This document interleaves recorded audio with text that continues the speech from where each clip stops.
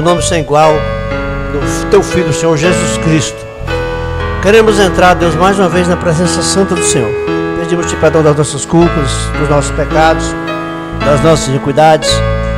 Pedimos que as mãos santas do Senhor sejam colocadas sobre nós e nós sejamos abençoados. No nome de Jesus Cristo. Amém. Boa noite com Jesus. Graças a Deus, quem nos dá a vitória. Por nosso Senhor Jesus Cristo. Amém. Obrigado. Vamos ler a Escritura? 1 Coríntios capítulo 15, do 40 ao 48. 1 Coríntios 15, do 40 ao 48.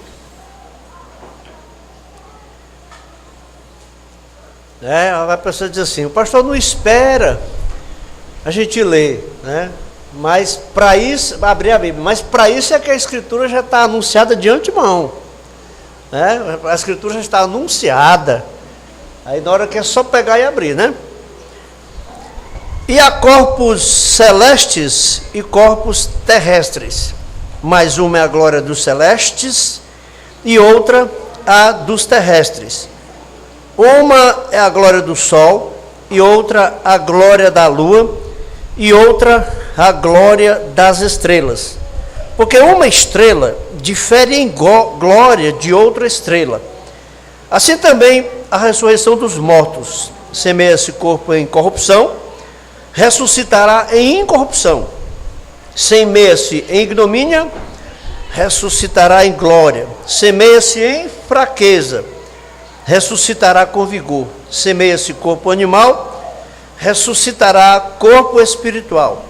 Se há corpo animal, há também corpo espiritual. Assim também está escrito: o primeiro homem, Adão, foi feito em alma vivente. O último Adão, em espírito vivificante. Mas não é primeiro o espiritual, senão o animal, depois o espiritual. O primeiro homem da terra é terreno. O segundo homem, o Senhor, é do céu. Qual terreno? Tais são também os terrenos. E qual o celestial? Tais também os celestiais. Amém. Podemos assentar. Ele continua. Como trouxemos a imagem animal dos terrenos, também manifestaremos a imagem do celestial. Nós somos a imagem de Cristo. Aqui o apóstolo Paulo começa falando que há corpos celestes e corpos terrestres. Nós temos um corpo terrestre. Os anjos, o Senhor Jesus Cristo, tem um corpo celeste. Um dia nós deixaremos de ter corpo terrestre e passaremos a ter um corpo celeste. Como está escrito aqui mesmo, o apóstolo Paulo, na sequência aqui, no 51, eis aqui vos digo um mistério. Na verdade, nem todos dormiremos, que morreremos, mas todos seremos transformados. No momento, no abrir e fechar de olhos, ante a última trombeta. Porque a trombeta soará e os mortos em Cristo ressuscitarão primeiro e nós seremos transformados. 2 aos Coríntios capítulo 5, o apóstolo Paulo diz que sabemos que se essa casa desse tabernáculo se desfizer, temos preparado por Deus no céu um edifício, um corpo espiritual. Então nós temos um corpo terrestre, temos um corpo celestial, que é o corpo do descanso, onde os mortos em Cristo estão nesse corpo hoje, e o corpo da ressurreição, é o corpo da glória de Deus. É o corpo da glória de Deus. Aí ele prossegue aqui: uma é a glória do sol, outra a glória da lua e outra a glória das estrelas. E uma estrela é diferente da outra em glória. Ou seja, todas as estrelas não têm o mesmo tamanho. Essa glória aí poderia ser o tamanho delas. Tem estrelas gigantíssimas, gigantescas, que são bem maiores do que o nosso Sol. O Sol é uma estrela de quinta grandeza, né? Uma estrela do estágio amarelo, né? Que significa que ela está na meia vida. Quando fica vermelha, ela está caminhando, é considerada uma estrela velha, né? Mas eu quero centralizar aqui que os homens, os seres humanos, quando fala homem, é o gênero humano. Os homens, os seres humanos não são iguais. Os corpos não são iguais.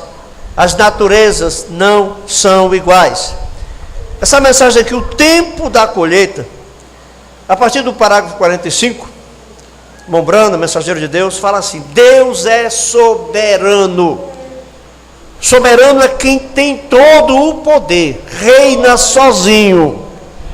Deus não divide, disse o profeta Isaías que Deus não divide, não reparte a sua glória com ninguém. Aleluia. Quando quem poderia dizer a Deus como fazer as coisas do princípio, quando havia somente Ele?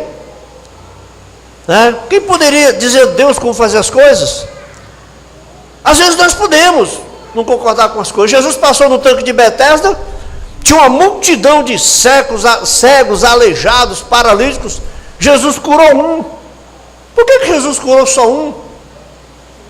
Por que ele não curou uma multidão, não curou logo a multidão? Ele curou só um.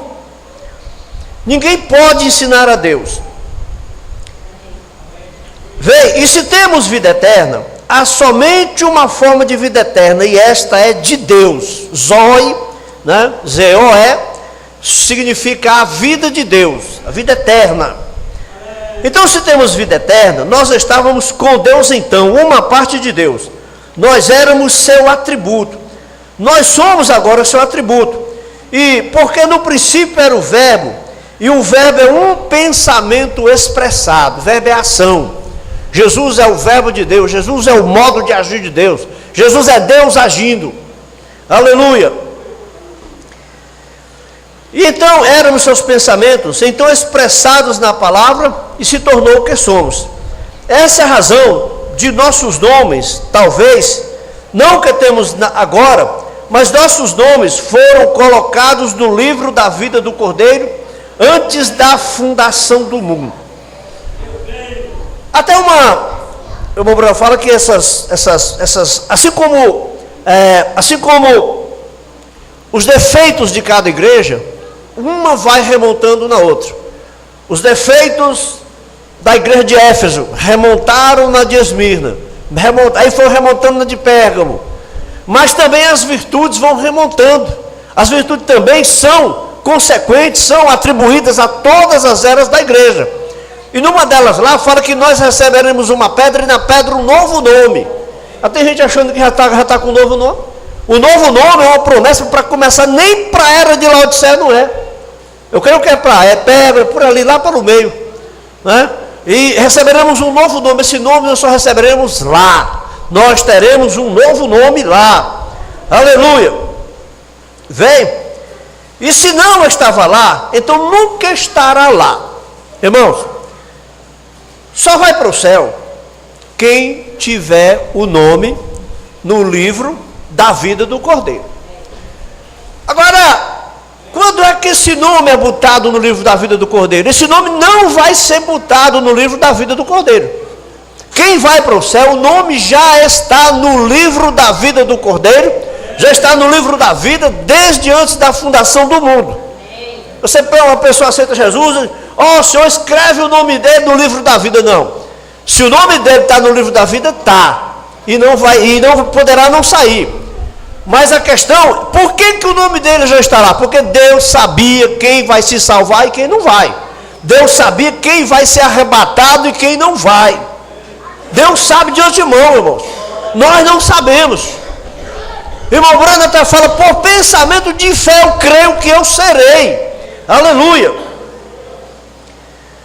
Aleluia.